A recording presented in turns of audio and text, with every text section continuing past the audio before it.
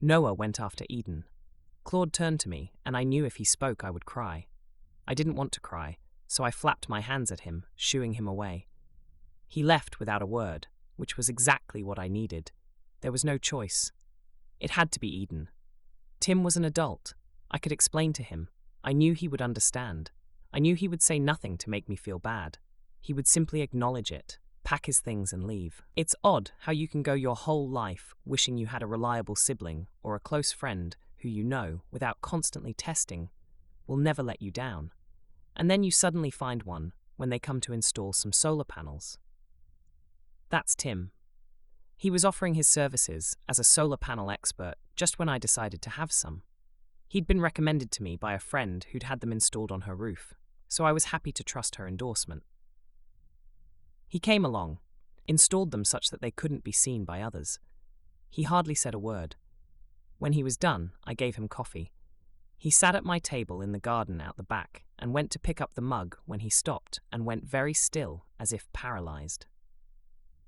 The mug was hand-painted with irises and narcissi, and it just so happened to be exactly the same as his mother's favorite mug. His mother had died that morning from VF after having isolated herself in their summer house and making him promise not to go in and possibly get infected. He had promised. He had not gone in. She'd already arranged for her own disposal. Everything was automatically set in motion. He didn't have to do anything. Since VF there were no funerals anyway. Not for us plebs. He told me all this in a monotone as tears slid down his face. It was obvious he didn't want to go home to the mother-empty house, and she'd thought of that. She left it clean, untouched and quiet. No instructions, no guilt. Just a place he didn't have to go back to unless he wanted to. It's a shame she died. I think I'd have liked her. She was so practical. So he stayed at mine. I had the room. He still doesn't talk much, but he is very handy with anything practical. It was a spur-of-the-moment decision, but I've never regretted it. We discussed it. We even discussed what could be done if I ever did regret it. And he helped me come up with the house rules. He's very quiet. I like that about him. I don't know he's there most of the time. I like that about him too. But I do like knowing he is there. And I can't bear to think of chucking him out. But there is no choice. Not between a badly treated child like Eden and a grown man like Tim. He has to go, even though there's plenty of room for both of them. And more besides. I'd got myself together by now. I felt as if I was drowning in sadness, but I knew what I had to do, and I was able to speak coherently to Claude when he suddenly appeared again. Noah caught up with Eden, and they're talking it through, but I don't think he's going to be able to bring him round. Eden is too scared to share a house with a man he doesn't know. I can't think what to do. I thought I'd better come back and let you know. I stood up and put my hand on his shoulder. Please go back to them. Tell them they don't have to share the house with Tim. I will go home now on my own and ask him to leave. I know him well enough to know he won't question it. He won't argue. I nearly cracked then, but swallowed it and continued. When you all arrive, there will be no one in the house except me. Oh, Beryl, that's not what you want, is it? You can't just throw him out. He's your best friend. I couldn't look at him. I was too close to bawling my eyes out. I stepped away from him and checked my pockets to make sure I had everything I needed. I'll see you all later. This won't take long. Beryl. Just go and tell them to come home. The trip home went much faster than the trip out had. Or it seemed to. I knew it was probably because I didn't really want to get there. I didn't want to have to do what I knew I had to do. Even all the Grims and cleansers stayed away. All the would-be muggers and general assaulters didn't bother me. Nothing stopped me from getting straight home. To see Tim and tell him to leave. And of course, he was there. He'd come back from his trip away. I knew he was home as soon as I entered the front door. The house always felt warmer and more secure when he was in it. I walked down the hall. He was in the breakfast room, cradling a mug of peppermint tea. When I appeared, he jumped up without a word and made me one, too. I sat at the table with him in silence for quite some time before finally I managed to say, I have to ask you to leave. Ah, he said. I wondered what it was. No worries, Beryl. When would you like me to go? He wasn't even going to ask me why. Now. It was all I could manage without howling. and bless him, he tried to distract me. How did you get on looking for Eden? I found him. That's the trouble. He simply waited, so I told him the whole story. And then it was my turn to wait. Finally, he said, my house is still standing. I looked at him. He didn't elaborate, just sat there, quiet as ever. And, I said, it's empty, he said. Secure, close enough. I waited, but something started to stir within me, something hopeful. It could be part of this, he said, if you want. What do you mean by this? Your setup, he said. Your community. I didn't say yes, not straight away. I asked about locks, wiring, water. And all the time I knew he'd saved me from the abyss into which I'd fallen. He answered like it was a job. No emotion, no persuasion. That helped. Eden was very concerned about living so close to his mother, I said. Even with the tunnel out the back so he didn't have to go past her windows, I know he wasn't too keen. Well, there it is. I can go and live in the other place, or Eden can go and live in it. Problem solved. I'll take myself over there now so that I'm not here when he arrives. After that, just let me know where you want me to be, here or there. I opened my mouth, not sure what I was going to say. I didn't want him to have to go alone to his dead mother's house, but he simply held his hand up. I shut my mouth again, and he left. So, I was alone when the lads turned up. Eden felt the need to check the whole house before he'd settle. He tried to insist on getting into the attic, but I wasn't going to pander to him to that extent, so he had to take the others' word for it, that it was always locked, and no one but me got in there. Ever. And it actually gave me the perfect cue. There's a house up the road that you three can move into immediately. It would be perfect for you. You can check every single room in it first. None of them are locked. Move out of here? Noah asked.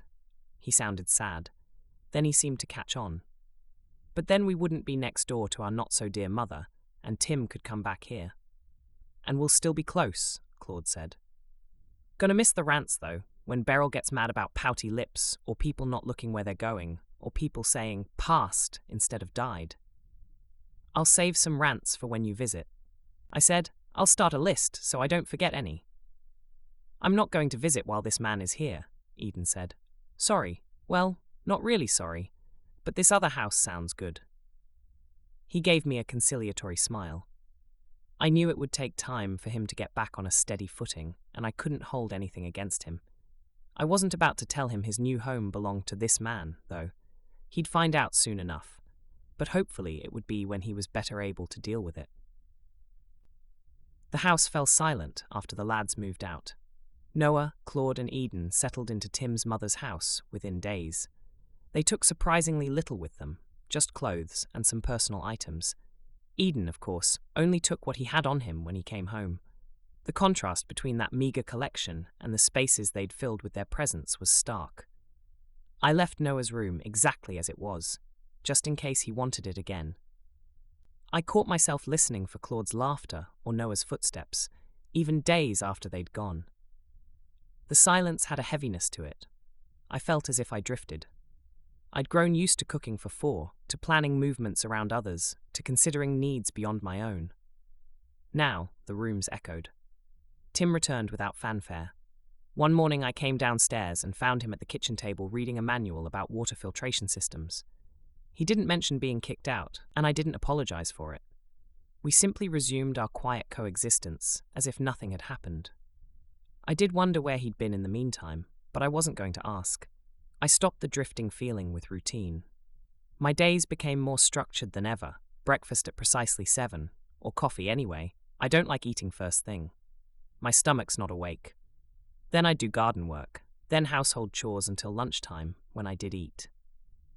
And always, of course, there was the attic. I doubled my production schedule for the nasal sprays. Eden's mention of adding eucalyptus had proved brilliant. The modified formula spread more evenly across the nasal lining and lingered longer instead of draining away.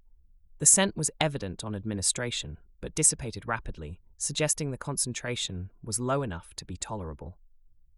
I was glad to change my base recipe. Still no one knew about my operation, not even Tim. Some secrets need keeping, even from those you trust. One day, I was out the front of the house, trying to tame the overgrowth of brambles so the periwinkles had more room to breathe. I'd read that they had many medicinal properties, so I wanted to investigate that. There were so many shortages of medicines that anything that might help was to be encouraged.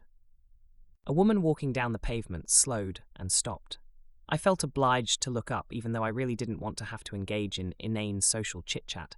She looked to be in her 30s and had 2 small children trailing behind her. "You're Beryl, aren't you?" she asked.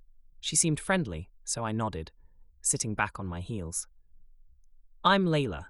We moved into number 29 last month. I just wanted to introduce myself properly. Kim's been telling us all about the neighborhood." My stomach clenched. "Kim? Oh yes, she's been staying with us. Such a lovely lady. The kids adore her. She's like the unexpected granny they never had." She lowered her voice. "She's been through so much, poor thing. Her own children have completely neglected her." "I see," I said as blankly as I could. I chose my words with great care. Kim can be complicated. There might be tensions you're not aware of. I'm just saying you need to protect yourselves against completely trusting anyone." Layla's expression hardened. "Kim already told me you'd say something like that. She said you're the street troublemaker." She gathered her children closer. "I think we can manage our own household, thank you. Kim needs someone who actually cares about her welfare." As they walked away, she turned and added, "We're quite capable of forming our own opinions, thank you." Okay. She pushed her children ahead of her and hurried off.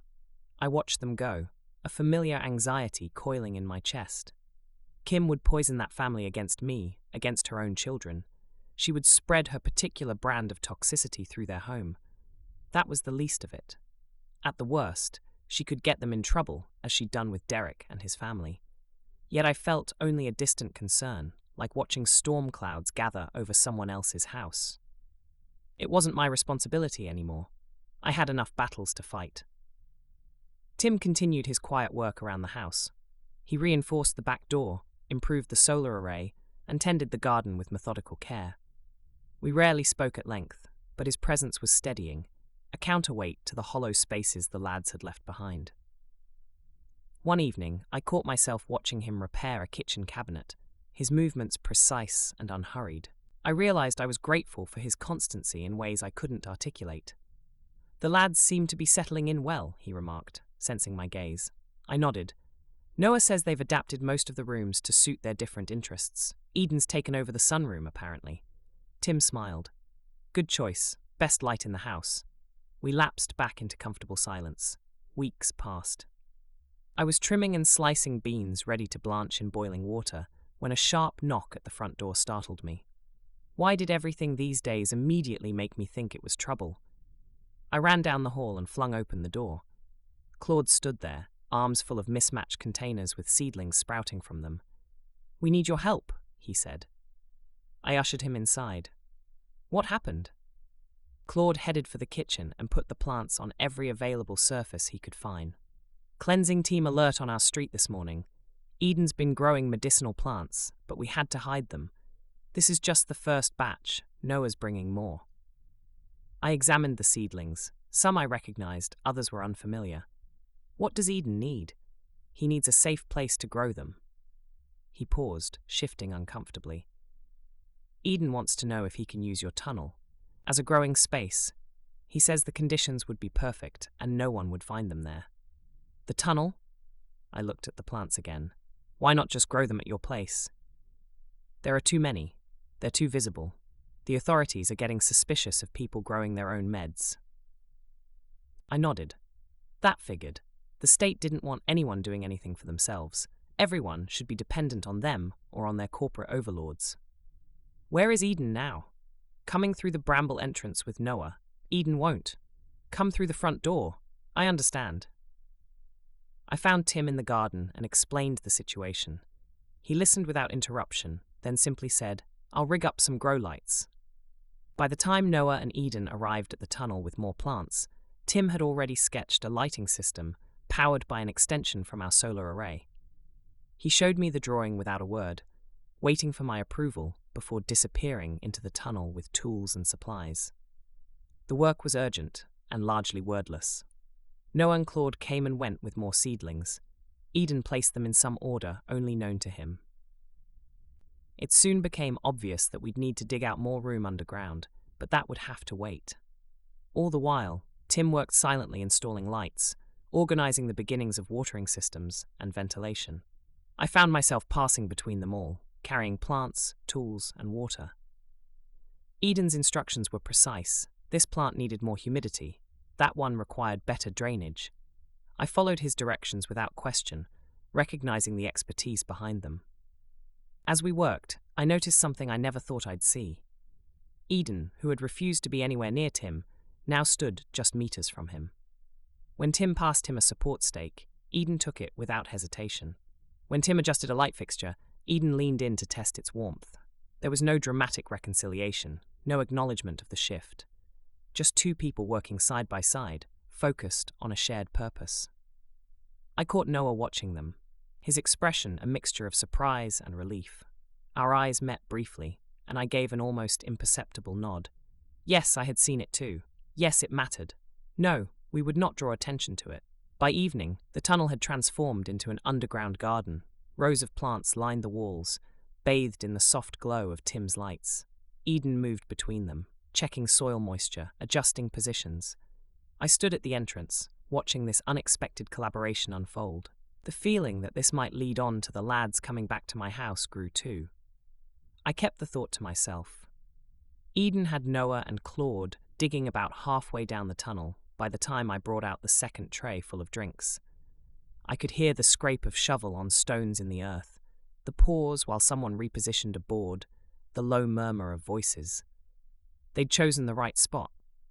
The tunnel widened slightly there anyway, a place where I'd allowed myself a bit of slack when I'd first investigated the possibilities of an underground transit route. I'd used it as a resting point rather than expecting it to become anything more than that. But things change. I handed mugs down the line. Tim had rigged temporary lighting along the walls, clipped neatly to the struts, the cable run tight and unobtrusive. He was such a tidy worker. "We will need more space," Eden said without looking up. He was kneeling in the dirt, hands blackened, sleeves rolled up. "Not today, but soon." "I know," I said, "and more supports. We can't just keep widening without thinking about load." He nodded. "Digging out this bit will help for now, and we'll have to find another supply of wood. We've run out of what you had, Beryl." Noah straightened and stretched his back. "We'll shore this section and stop. Claude's arms are shaking." Claude rolled his shoulders in confirmation. He grinned and said, "I'm not going to say anything about Noah's arms shaking too. Nope, not me." We were tired by now. Working under pressure is more exhausting than taking one's time. The tunnel smelled of earth and warm metal, and the faint herbal note of crushed leaves. Eden had brought more seedlings than I'd realized. They were stacked further back, waiting their turn. I fancied their leaves were cupped carefully against one another, as if they knew they were somewhere important now. I retreated to sit in the shed. I never willingly spent much time underground. At some point Noah arrived and hunkered down next to me. "Eden's different here." "Different how?" "Calmer," he said. "More settled. I think it helps that he knows exactly where everything is going." That made sense. Eden had always been better with systems than people. "There's something else," Noah added. "He's been staying in Tim's room, in Tim's mum's house." I glanced at him. "In Tim's room?" "Yeah. He asked if it was all right. I didn't think it was my place to say no. He went through his things," Noah said. "Not in a bad way. He was careful. He wanted to know who Tim is, I think." "Did Tim know?" "He knows now. Eden told him himself." That surprised me. "And," Noah shrugged, "Tim just said it was fine, that some of it was probably junk anyway." That sounded like Tim. "What did Eden find?" I asked. "Photos, mostly. Old ones, posters from bands I'd never heard of. A stack of notebooks with diagrams in them. He said it made him feel anchored, like he wasn't just squatting in someone else's space." I pictured the room as I'd seen it once, briefly, when Tim had gone back to collect a few things. "Spare, ordered." "Eden likes him now," Noah said. "I mean, properly. He said he feels like he knows him." I nodded. Eden was careful about who he let in. If he'd done so quietly, through observation rather than confrontation, it was probably the only way it would have worked. "Better get back." I nodded and got up too. As we entered the tunnel, we heard a shovel strike something that didn't sound like earth. It was a duller sound, flatter. I saw Tim's head come up immediately. "Hold it," he said. Claude froze. Eden ran his fingertips over the newly exposed surface. Tim crouched beside him. He didn't touch it at first. He just looked. "Brick," he said. "Old." I felt slightly sick. The tunnel wasn't supposed to intersect with anything. I'd mapped utilities, I'd checked records, I'd dug carefully.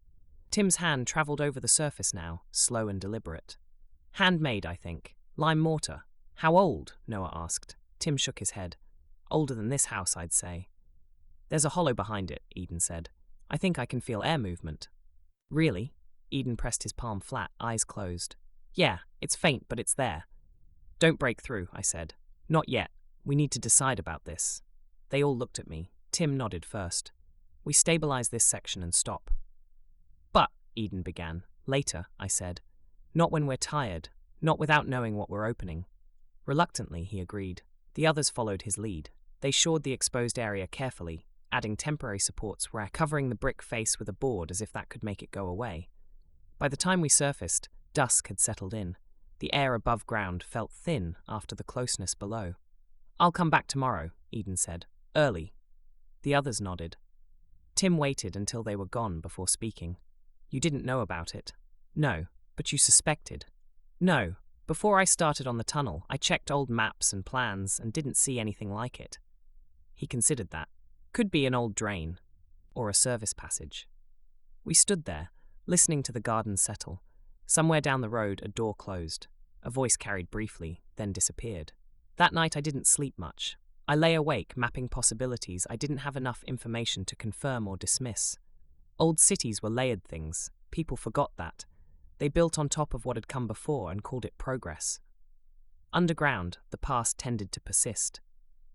In the early hours, I went down alone. The tunnel smelled different at night. The lights hummed faintly. I stopped halfway down at the boarded section and knelt. I rested my hand against the wood. There it was again. The faintest suggestion of air, moving somewhere it shouldn't, somewhere I hadn't expected. I thought of Eden, methodically laying out seedlings, of Noah checking exits twice, of Claude laughing at his own jokes, of Tim reading manuals at my kitchen table, as if the world was still rational enough to be solved one system at a time. Whatever lay beyond that wall had been there long before any of us. I pressed my ear closer. From somewhere beyond the brick, something shifted. Not earth settling, not water. A sound, distant but deliberate. And then, unmistakably, the echo of space answering back.